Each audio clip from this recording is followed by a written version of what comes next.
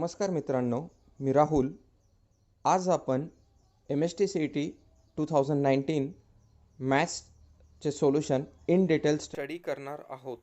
P is x1, y1 is a point on the hyperbola x square minus y square equals to a square, then SP into s dash p equals to. आता या प्रश्नामध्ये आधी तुम्हाला माहीत असलं पाहिजे की हायपरबोलाचं स्टँडर्ड इक्वेशन काय, आणि हायपरबोलाचं स्टँडर्ड इक्वेशन माहीत असल्यानंतर एस पी आणि एस डॅश पी याचं मिनिंग काय. तर सपोज आपला हायपरबोला स्टँडर्ड हायपरबोला आपण असं कन्सिडर करू, तर तो हायपरबोला असा ड्रॉ करता येईल आपल्याला.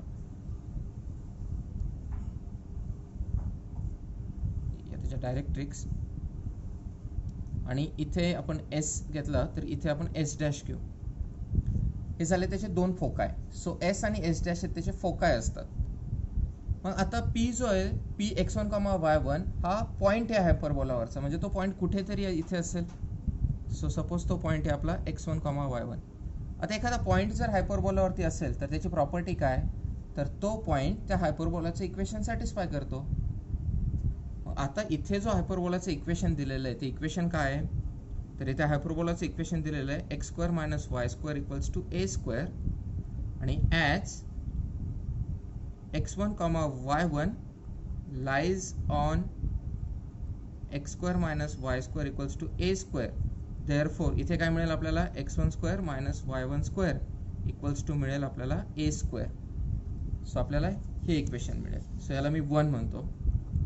तुम्हाला सीईटी मध्ये एक प्रश्न एका मिनिटात सोडवायचा असतो, पण इथे मी डिटेलमध्ये डिस्कस करतोय. हा प्रश्न तुम्ही नंतर एका मिनिटात सॉल्व्ह करू शकता. हा प्रश्न खूप सोपा आहे. आता या प्रश्नामध्ये आपल्याला फाइंड करायचे की एस पी आणि एस डॅश पी यांचं डिस्टन्स काय. तर आपल्याला एक फॉर्म्युला होता, एस पीचा फॉर्म्युला होता ई x1 मायनस ए, आणि एस डॅश पीचा फॉर्म्युला होता ई x1 प्लस ए. ही जी ई आहे ती इसेंट्रिसिटी ऑफ द हायपरबोला आहे, इसेंट्रिसिटी. मग आता इसेंट्रिसिटी आपल्याला लागणार आहे, कारण S P into S dash P मध्ये आपण इसेंट्रिसिटी जर पुट केली तर आपल्याला ते आन्सर मिळून जाईल.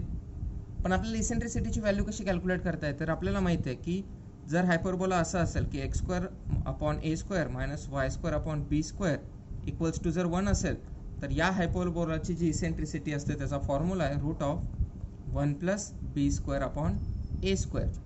मग आता जो गिव्हन हायपरबोला आहे, गिव्हन हायपरबोला म्हणजे कोणता हायपरबोला, तर त्या हायपरबोलामध्ये X square minus Y square equals to A square आहे. हा तुमचा गिव्हन हायपरबोला आहे. सो हा गिव्हन हायपरबोला आहे. मग आता हा जर गिव्हन हायपरबोला असेल तर याच्यावर याची इसेंट्रिसिटी फाइंड करण्यासाठी आधी याला स्टँडर्ड फॉर्म मध्ये रिड्यूस करा. X square minus A square, x square upon A square minus Y square upon A square equals to 1. म्हणजे इथे a is equals to b आहे जर आपण कम्पेअर केला तर. म्हणून याची जी इसेंट्रिसिटी असणार आहे ती इसेंट्रिसिटी किती असेल, equals to root of 1 plus B square upon A square. पण इथे बी इक्वल्स टू ए, त्याच्यामुळे हा झाला root of 1 plus a square upon A square, म्हणजेच हा झाला फक्त रूट 2. ही झाली इसेंट्रिसिटी. मग आता ही जर इसेंट्रिसिटी असेल तर पुढचे कॅल्क्युलेशन्स काय, तर S P into S dash P equals to E x1 minus A into E x1 plus A. या दोघांचं मल्टिप्लिकेशन घ्या. काय येणार ते, E square x1 square minus ए स्क्वेअर. मग ई स्क्वेअरची व्हॅल्यू रूट 2 म्हणजे त्याचा स्क्वेअर झाला 2. x1 square as it is ठेवा, आणि ए स्क्वेअरची व्हॅल्यू आपण ऑलरेडी फाइंड केलेली होती. ती व्हॅल्यू होती x1 square minus y1 square. म्हणून x1 square minus y1 square, x1 square minus y1 square. याला जर आपण पुढे सॉल्व्ह केलं तर आपल्याला मिळेल x1 square plus y1 square. म्हणजेच तुमचा आन्सर झाला ऑप्शन डी. हायपरबोलाचे क्वेश्चन्स थोडे टफ असतात, पण जर व्यवस्थित केले तर ते पण सॉल्व्ह होतील. हा अगदी सोपा प्रश्न आहे. या प्रश्नामध्ये काय दिलेलं आहे बघा, f of x equals to cos inverse of 1 minus log x square upon 1 plus log x square दिलेलं आहे, आणि f dash of e find करायचं आहे. आता कॉस इनवर्स आहे, आणि इथे जर सम हाऊ आपण कॉसची जर एखादी टर्म ॲडजस्ट केली तर कॉस इनवर्स ऑफ कॉस ती टर्म कॅन्सल होईल. म्हणून मी कॉस 2 थिटा, मला फॉर्म्युला माहिती आहे 1 minus tan square theta upon 1 plus tan square theta. इथे पण त्याच टाईपची टर्म आहे. म्हणून काय करायचं, तर let tan theta equals to log x हे सबस्टिट्यूशन घ्या. हे जर सबस्टिट्यूशन आपण घेतलं तर 1 minus tan square theta upon 1 plus tan square theta म्हणजेच तुमचा एफ ऑफ एक्स काय होईल, तर एफ ऑफ एक्स तुम्हाला मिळेल directly cos inverse of 1 minus tan square theta upon 1 plus tan square theta. आणि तो फॉर्म्युला तुम्हाला माहित आहे की कॉस 2 थिटा असतो, म्हणून हा झाला cos inverse of cos 2 theta. मग असा cos inverse of cos 2 theta किती होणार, फक्त 2 थिटा. सो आपला एफ ऑफ एक्स काय झाला, फक्त 2 थिटा झाला. पण थिटाची व्हॅल्यू काय आहे, तर थिटाची व्हॅल्यू झाली tan inverse of log X. Tan inverse of log X आहे, सो टॅन इनवर्सचा डेरिव्हेटिव्ह किती असतो तुम्हाला माहिती आहे, derivative of tan inverse is 1 upon 1 plus X square. So इथे एफ डॅश ऑफ एक्स किती असेल, एफ डॅश ऑफ एक्स तुम्हाला मिळेल 2 इंटू थिटाची value tan inverse of log X, म्हणून 2 into tan inverse of log X. आणि मग इथे येणार into 1 upon 1 plus log of x square into log एक्सचा डेरिव्हेटिव्ह, तो झाला 1 बाय एक्स. पण आपल्याला व्हॅल्यू फाइंड करायची होती एफ डॅश ऑफ ई ची, म्हणून एक्सच्या जागी ई सबस्टिट्यूट करा, तुम्हाला मिळेल 2 into 1 upon 1 plus log of e square into 1 by e. तर लॉग ऑफ ई 1 असतो, 1 प्लस 1 1, 2 आणि 2 हे कॅन्सल होतील आणि मग फक्त तुमचा आन्सर तुम्हाला मिळेल 1 बाय ई.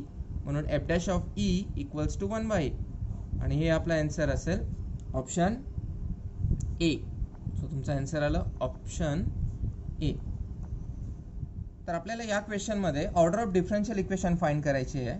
पण अशा सर्कल्स की ज्यांची रेडियस 4 आहे, म्हणजे रेडियस 4 आहे पण त्यांचं सेंटर काही पण असू शकतं. सेंटरबद्दल काहीच बोललेलं नाही, म्हणून आपण सेंटर आर्बिट्री घेऊयात एच कॉमा के. सपोज हा सेंटर आहे एच कॉमा के, त्याची रेडियस 4 आहे. मग या सर्कलचं इक्वेशन काय तयार होईल, तर इक्वेशन असं तयार होईल की इक्वेशन ऑफ सर्कल इज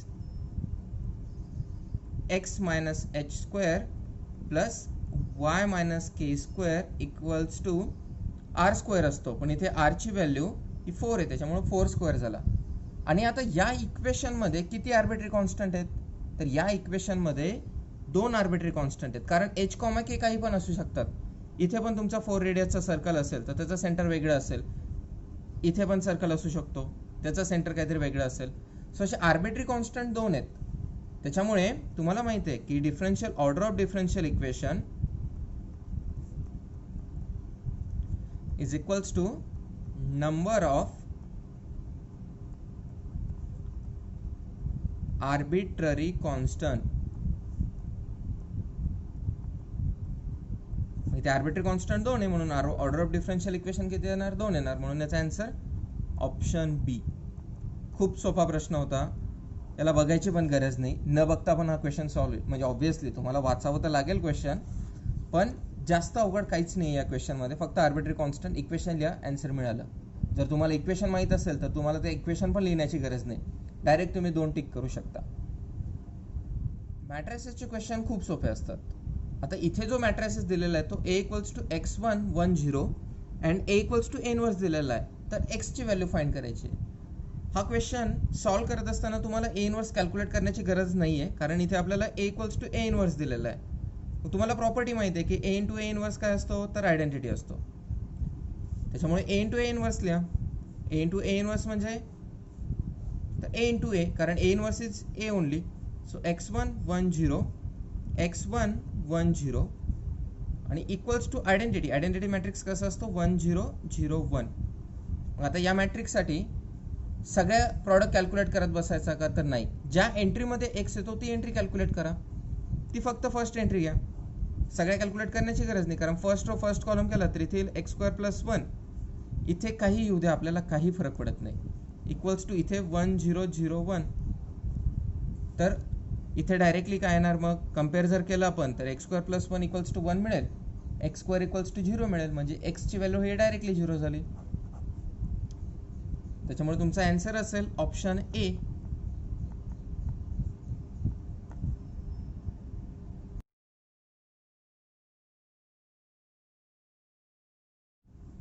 तर या प्रश्नामध्ये आपल्याला function which is not continuous at x is equal to 0 find करायचं आहे.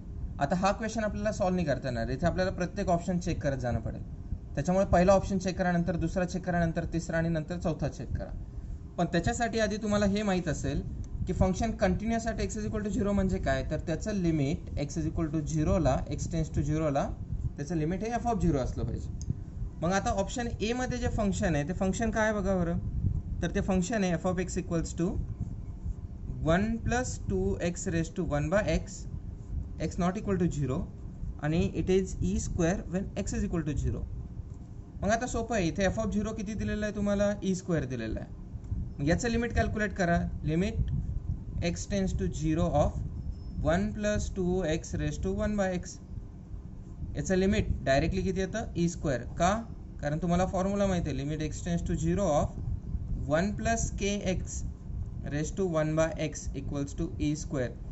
हे जे फॉर्म्युले आहेत हे फॉर्म्युले लक्षात ठेवावे लागतील. हे फॉर्म्युले सोपे आहेत, हे फॉर्म्युले लर्न करा, कारण हे तुम्हाला 2 चॅप्टरमध्ये अप्लाय होतील, लिमिट आणि कंटिन्युटीमध्ये पण. त्याच्यामुळे याची ई स्क्वेअर आली म्हणजेच तो इक्वल्स टू एफ ऑफ 0 झाला. म्हणजे पहिला ऑप्शन करेक्ट आहे, कंटिन्युअस झालं फंक्शन, पण आपल्याला नॉट कंटिन्युअस विचारलं आहे, त्याच्यामुळं ऑप्शन ए तर होणार नाही. So A is not answer here. आता इथे बी, बी सोपा आहे.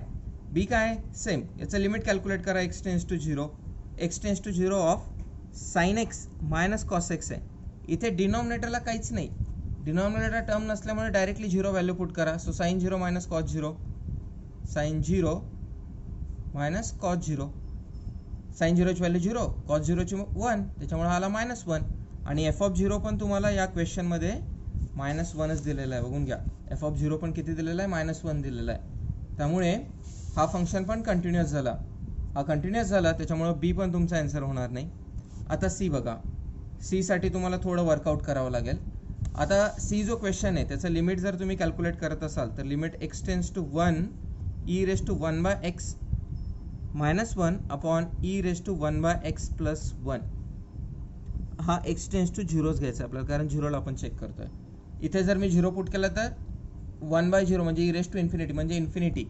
हा फॉर्म आहे तुमचा इन्फिनिटी बाय इन्फिनिटी फॉर्म आहे, बरोबर. हा फॉर्म कसा आहे तर इन्फिनिटी अपॉन इन्फिनिटी फॉर्म आहे. मग याचं तुम्हाला लिमिट कॅल्क्युलेट करावं लागेल. मग इन्फिनिटी अपॉन इन्फिनिटी असेल तर लॉपिथल रूल अप्लाय करा. लॉपिथल रूलने जर अप्लाय केलं तर याचं काय येणार, लॉपिथल रूल काय सांगतो तर limit x tends to c of f of x upon g of x, जर हा 0/0 किंवा इन्फिनिटी अपॉन इन्फिनिटी फॉर्म होत असेल तर लॉपिथल रूलने याचं लिमिट इक्वल्स टू असतं limit x tends to c f dash of x upon g dash of x असतं. मी इथे डिटेलमध्ये घेतोय कारण नंतर हे तुम्हाला कामी पडेल, नाहीतर हा क्वेश्चन एका मिनिटात सॉल्व्ह होतो. मग आता याचं लिमिट किती येणार, याचा डेरिव्हेटिव्ह किती येणार तर e raise to 1 by x into -1 upon x square divided by e raise to 1 by x into -1 upon x square. हे कॅन्सल झालेत, हे दोन्ही कॅन्सल झालेत. आणि e raise to 1 by x upon e raise to 1 by x, इथे limit असेल, sorry इथे limit x tends to 0 असेलच. आणि 1चा डेरिव्हेटिव्ह 0, त्याच्यामुळे तो लिहिला काय नाही लिहिला तरी चालेल. सो इथे याचं लिमिट डायरेक्टली हे कॅन्सल झालेत. सो याचं लिमिट आलं 1. पण इथे एफ ऑफ 0ची व्हॅल्यू दिलेली आहे तुम्हाला -1, तुमचं लिमिट येतं 1, हे दोन्ही मॅच नाही झालेत. त्याच्यामुळे हा जो फंक्शन आहे, सो एफ ऑफ एक्स कसा झाला, नॉट कंटिन्युअस.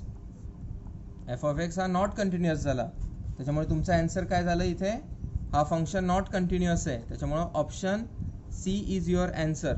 सो या क्वेश्चनसाठी ऑप्शन सी तुमचा आन्सर झालं. पण आता या क्वेश्चनमध्ये डी पण आहे, डी पण तुम्हाला चेक करता येईल. तर डी साठी हिंट मी इथे लिहून ठेवतो. डी साठी तुमची हिंट आहे लॉपिथल रूल अप्लाय करा. तिथं 0/0 फॉर्म आहे, तर त्याचं लिमिट 1च येतं, त्याच्यामुळे हा कंटिन्युअस येतो.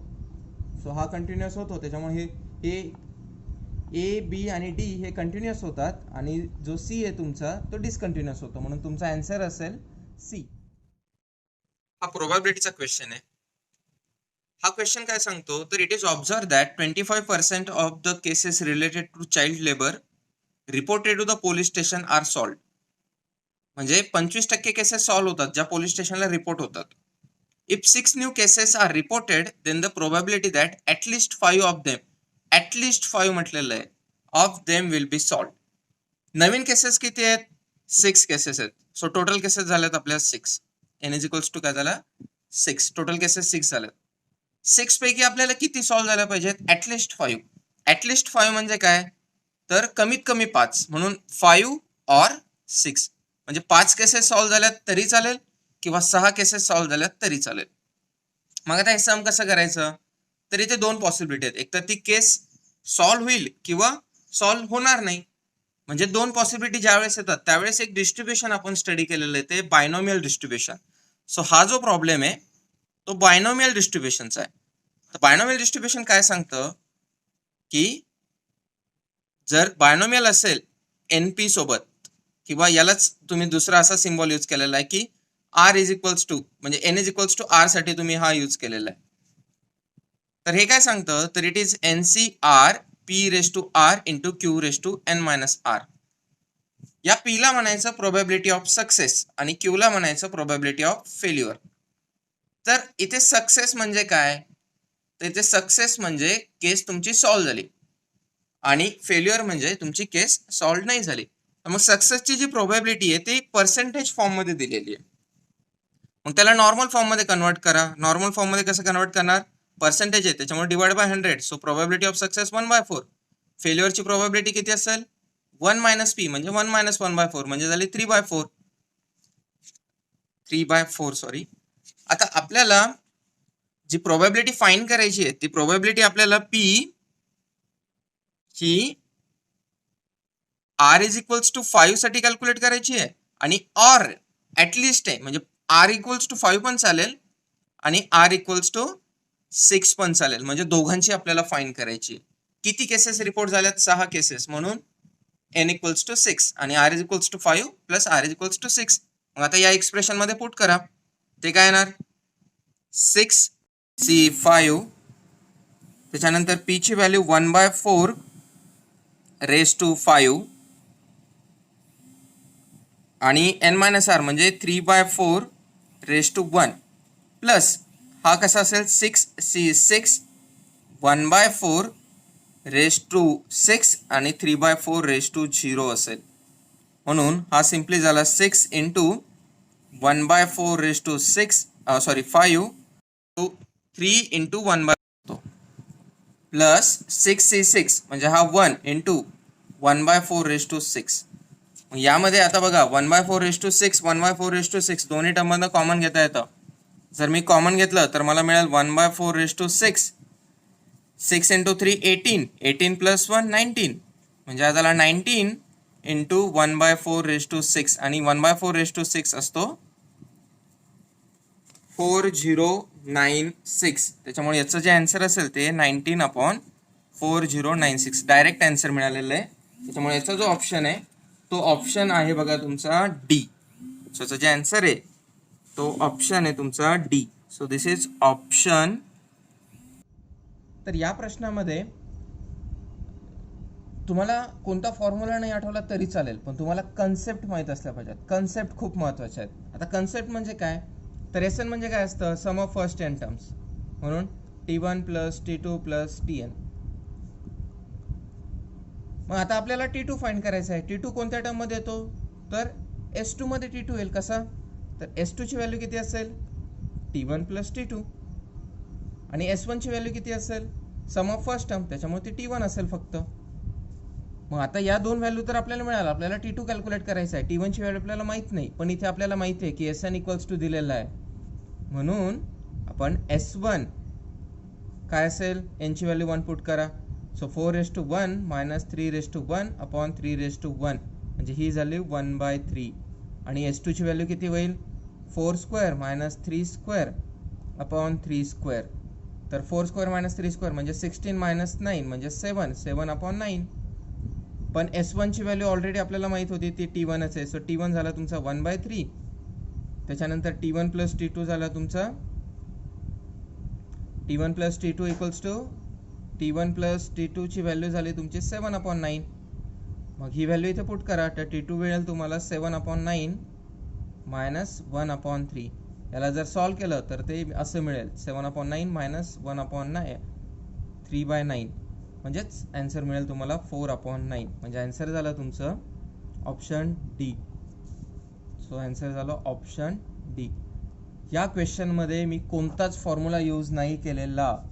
ही जीपीचा प्रॉब्लेम आहे, पण इथे जर बेसिक कन्सेप्ट तुम्हाला माहीत असतील एसेंचं मिनिंग, तर हा प्रॉब्लेम खूप सोपा आहे. Area of the region bounded by the curve y is equals to 2x minus x square and line y is equals to x is, या दोन कर्व्सनी बाउंडेड केलेला जो रिजन असेल त्या रिजनचा आपल्याला एरिया फाइंड करायचा आहे.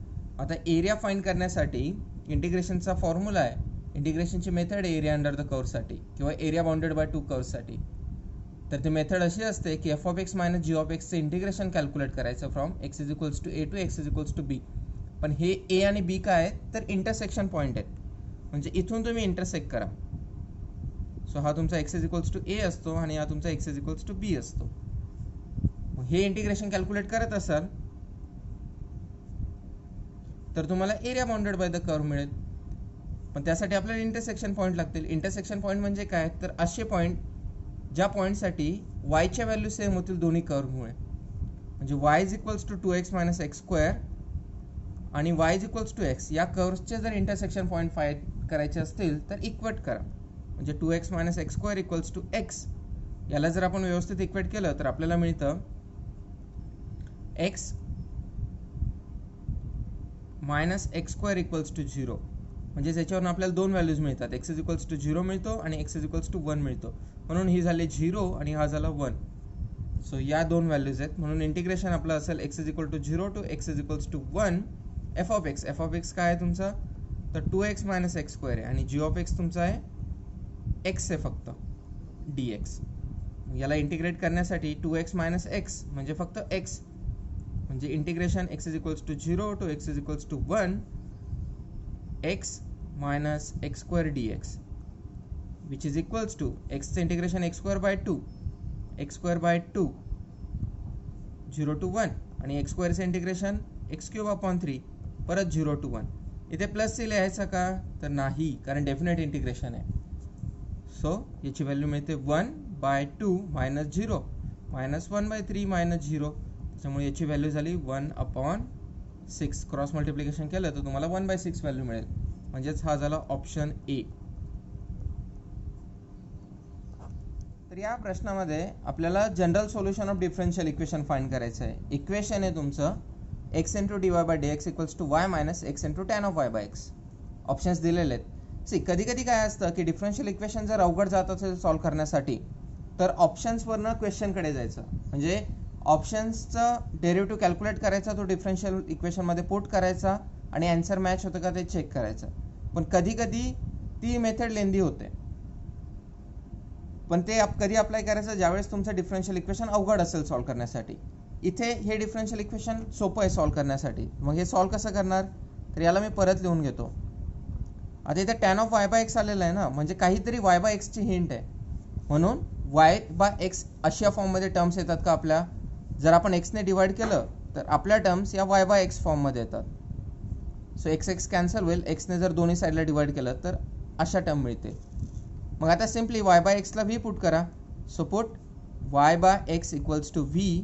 त्याच्यामुळे वाय इज इक्वल्स टू होईल एक्स इंटू व्ही, म्हणून D Y by D X होईल. हा होमोजेनियस इक्वेशनचा टाईप आहे.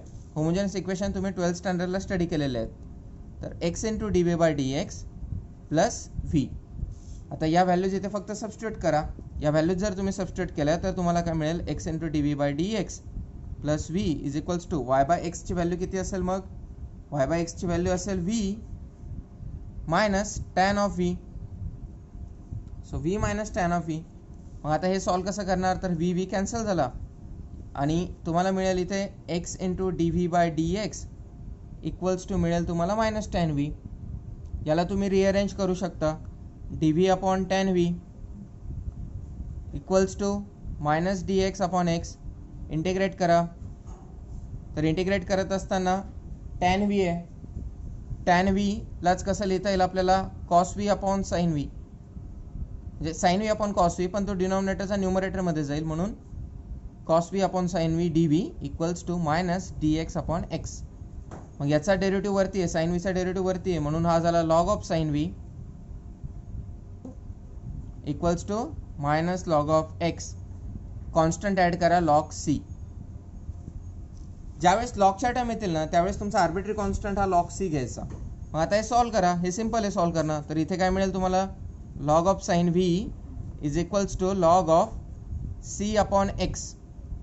सो सी अपॉन एक्स मिळाल्यामुळे लॉग लॉग कॅन्सल झालेत. So sine V is equals to C upon X, म्हणजेच X into sine V, X into sine V, पण sine व्हीच म्हणजे काय तर Y by x, X into sine Y by x equals to C. हे असेल तुमचं सोल्युशन आणि तो तुमचा डायरेक्ट ऑप्शन आहे, ऑप्शन सी.